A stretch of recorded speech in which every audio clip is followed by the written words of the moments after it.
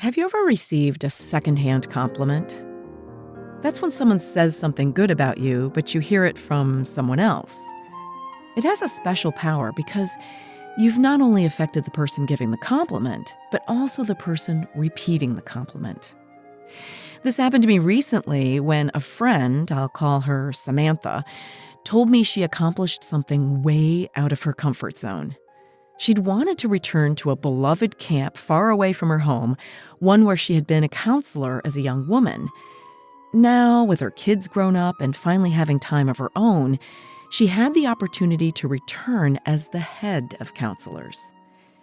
But Samantha had never done anything like this before. She feared leaving for such an extended period, all alone and without her husband. She said it felt selfish and a little wild to want to do something at this time of her life just for herself. Does that sound a little bit familiar? Well, her husband encouraged her. He said, "Allison just goes and does things. Copy her. Do it." And it worked. Samantha took his advice and had one of the most gloriously enriching summers of her life. I gotta say, it feels good to think of myself as a role model for chasing your dreams. But to be honest, I wasn't always this way. It took time for me to get over what other people expected of me, or at least what I thought they expected of me, and go after something that didn't fit neatly into what I saw as an ideal life. You're listening to Blissful Hiker Podcast. I'm Allison Young, the solo, female, middle-aged, titanium-reinforced, neurological movement disorder manager, cancer thriver, and long-distance backpacker, blissful hiker. This podcast is a series of personal essays I call audio narratives. They couple storytelling, found sound, and my own flute playing, and I explore a journey of self-discovery where I share the sometimes unglamorous but vital truth about empowerment. We're badass people, and we don't need permission to blaze our own trails in this journey we call life. I'm so excited to announce that Blissful Hiker Podcast has reached over 100,000 downloads. Talk about a vote of confidence.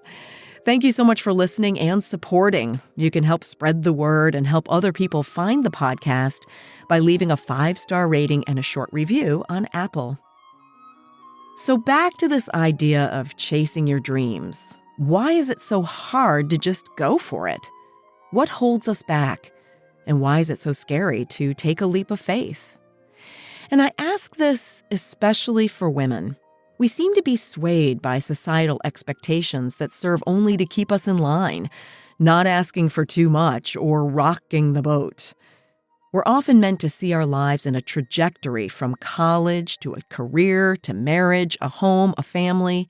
Having a bucket list is allowed, but are we allowed to have one of our own that doesn't include the husband or wife?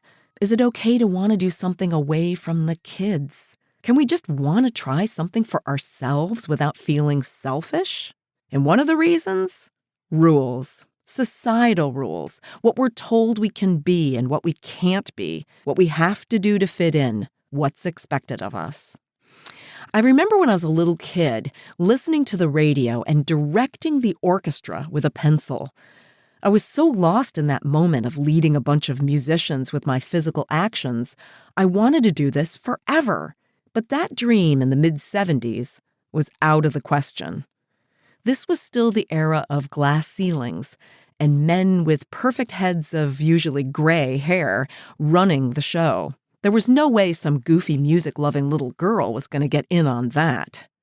When my dad poured cold water on my big plans at the age of 6, the message was less about the specific field I wanted to pursue and more about learning to dream less big. Maybe he could have sent me to conductor camp or gotten me a few lessons to see if this was the real deal. Instead, it was like, girls don't do that. My dad shot down my idea to be the female version of Herbert von Karajan. But to be fair, so did I, in accepting the definition of what I could do and who I could be. So, rules. Okay, the second reason I think it's hard to reach for our dreams is fear. The writer Anne Lamott wrote, "Courage is fear that has said its prayers." I mean, fear can really get in the way of pursuing our dreams. Fear of the unknown, fear of failure, fear of looking like an idiot, fear of wanting too much. It goes on and on. The truth is, fear never really goes away completely. If we want to do something, we'll probably have to do it anyway, accepting that fear is coming along for the ride. That being said, it's actually not overcoming fear that helps us explore our fullest potential, but facing our fears. When people ask me about walking a long trail, I tell them it's just a series of steps, one after the other. That's what putting yourself out there is all about. That's giving your dreams a try, no matter the outcome. That is badass. You can't wait until you've overcome fear to start something. What you need to do is step forward in spite of fear, willing to fail spectacularly if it comes to that. Because in the end, we tend not to regret the things we've done, but the things we were too chicken to try. By the way, there's more about my thoughts on fear and how we have to act anyway in episode 134, The Fear Factor. So fear and rules. I think the third reason we get afraid to turn dreams into action is shame. When I returned from my 5-month hike of New Zealand and found myself in one of the bleakest moments of my life, my husband Richard said it would be best for my mental health to get right back on trail. I was absolutely aghast. The first words out of my mouth were, "But what will people think?" I'd already been away for half a year, and he thought it was a good idea to just up and go away for another half year? Here's where shame plays a role in keeping us from acting on our dreams. This was a time when helpful friends were sending me job listings. Some jobs that I was totally unqualified for, but the thought was sweet. One friend lectured me on having a gap in my resume that I'd need to explain, and still others were uncertain going out on yet another hike was going to accomplish anything at all. But my husband, a bit like Samantha's, persisted. When I blubbered, "What will people think?" he responded, "Who cares? Isn't that great? Who cares what they think? What other people think of me is none of my business." So I went, starting small with just a section hike in Washington State, then cashing in my chips and walking all the way to Mexico. I should mention here that Richard didn't just throw me back on any old trail. I had talked about the Pacific Crest Trail for a long time, wondering if someday I might walk it. The PCT was one of those dreams I was too chicken to try. I'd been carrying around this secret wish a long time, one that was becoming heavy and lonely. I felt ashamed that one long trail in a lifetime, the one in New Zealand, wasn't enough, and I wanted more. So when Richard saw the opportunity, he pushed me towards it. And I don't regret it, even if some of my well-meaning friends thought I'd lost my marbles. And I did close the door on quickly finding another job. So things sort of come full circle. We feel pressured to behave as society expects, or at least we think it expects.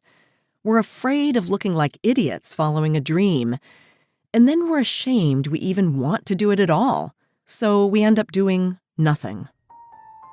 The only way to make our dreams come true is to act. Like the Nike commercial says, to just do it. I think Samantha, my friend from the beginning, knew she could do what she wanted. She had the time, the money, the support, the strength. What she really needed was permission. She needed to know that all of us feel angst about following a dream that veers off the normal path and out of our comfort zone. There will always be good reasons to not do something we've always wanted to do. But it bears repeating, at the end of our lives, we tend to regret more the things we didn't do than the things we did. So friends, I give you permission to get out there and follow your dreams. You never know what you'll find. It might even be yourself. Blissful Hiker Podcast is on all podcast platforms. Thanks so much for listening and coming along with me on this journey. I'm honored to have been selected to give my first TEDx talk. It happens this October 10th in Manchester, New Hampshire. The subject of my talk is stepping into the unknown. Perfect subject, huh? If you live in the area and want to come, I'd be thrilled to meet you in person. I've put a link to how to get tickets in the show notes. Until we meet again, kia kaha and happy trails.